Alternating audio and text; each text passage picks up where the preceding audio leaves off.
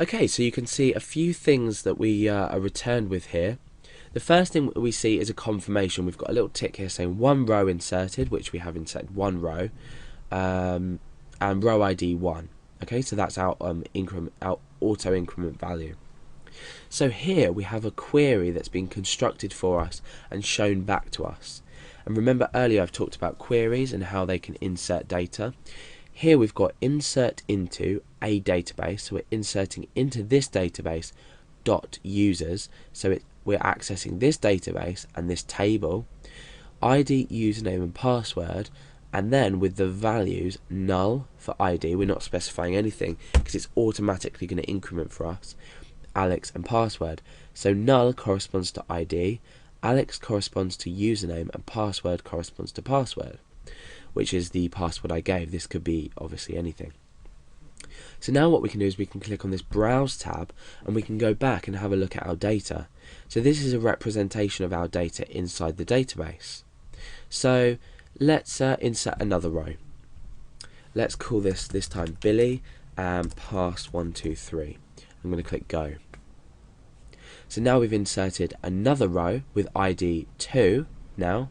Remember that's auto incrementing, and we're performing more or less the same query but just with different values. Let's go back to Browse. Okay, you can see the data here. Now Browse won't be available if there isn't any data inside your table. However, structure is what we were looking at before. Remember, we can always go back to this and change things around if we want to. For example, now if we change password to a numeric data, our passwords here would now be invalid, so they'd be gotten rid of. Okay, so we've got an ID of 1 and 2. You can see these auto incremented, and we've got username and password. Now what we're going to be doing is adding another row onto this. Now we've already specified data. You can imagine this may be, say, hundreds and hundreds of rows of data. However, now what we want to do is we want to add on let's say a first name and a surname. So how do we go about doing this? Well, we come over to the Structure tab, and this can be done even though we've already got data stored inside our database. What we can do here is we've got add a certain amount of fields at the end of the table, at the beginning of the table, or after a specified field in our table. So what I want to do is I want to say at the end of the table I want to add 2 fields, and I'm going to click Go. Now we've got 2 fields up that we can specify everything in here, so I'm going to say first name and I'm going to say surname. And these types are obviously going to be varchar, and considering some people's surnames might be really long, I'm going to go for let's say 40 characters. Say 40 and 40 just to be safe. So now I can come down. I don't need to specify any other data inside here, and I'm going to click on Save. Okay, so you can see our query here has been read back to us. We've got alter table users, add first name varchar not null, so it has to contain some data, add surname varchar 40 not null. So this is our query to alter our table and add 2 field names at the end of the table. So now you can see that if we click on, we click on Browse. If we click on Structure, we can see that we've got our 2 added on here, all the relevant data.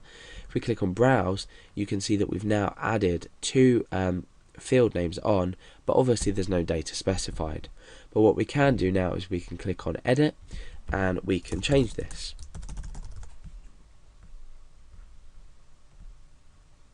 So we can then go ahead and change Billy as well and click Go. So we can see that we've been given back again another query. So every time we perform a query in phpMyAdmin, it usefully gives us the query back. So if you're struggling to understand the concept of queries and how to structure them and what they do and how they work later on, then a really good thing to do is just play around inside here, insert things, delete things, change things, and just take note of the query. So in this case what we've done is we've updated a particular row. In this case we've updated the Billy Garrett row, so we've updated the one with the ID of 2. So our query reads update users table inside a database, and we're setting first name equals Billy and surname equals Garrett, where users.id equals 2. So with the ID of this equals 2, set first name to Billy and surname to Garrett, okay? And limit 1 just means we're obviously not doing this for anything else. It's just sort of something that you don't need to add on, but might be beneficial. So let's return to our data. So you can see that this is all updated now. You can perform a variety of operations inside phpMyAdmin. It's an extremely powerful tool. So maybe before you start using queries and things inside PHP, have a play around here and just understand how MySQL and its structure and its data types and how to do things work. And then go on to the PHP side of things.